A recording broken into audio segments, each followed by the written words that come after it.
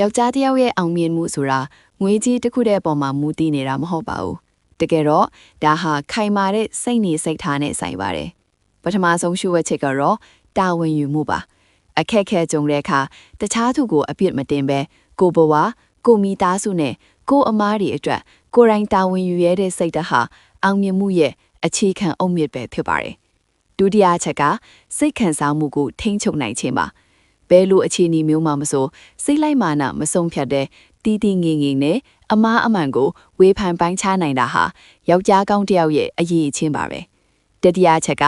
စကားထက်အလုပ်ကိုရှေ့တန်းတင်တာပါလူအများရှိမှကြွားလုံးထုံနေမဲ့အစားတိတ်တိတ်ဆိတ်ဆိတ်နဲ့ရားလဲထွက်အောင်ကြိုးစားပါတင်းရဲ့အောင်မြင်မှုကတင်းကိုစားစကားပြောပါလိမ့်မယ်နောက်ဆုံးရှုရဲ့ချက်ကတော့စီကန်းရှိမှုပါလှုပ်ချင်တဲ့အချိန်မှာလှုပ်တာမဟုတ်ပဲလှုပ်သိမ့်တဲ့အလုပ်ကိုပေမန်းနေရင်တောင်မပြတ်မကွက်လှုပ်ဆောင်တဲ့အချိန်ကတင်းကိုတခြားသူတွေထက်တာလွန်စေမှာပါဒီနေ့ကစားပြီးတင်းရဲ့စိတ်နေစိတ်ထားကိုပြောင်းလဲလိုက်ပါအောင်မြင်တဲ့ဘဝဆိုတာတင်းရဲ့တည်ငြိမ်တဲ့စိတ်ဓာတ်နောက်ကိုအလိုလိုလိုက်လာပါလိမ့်မယ်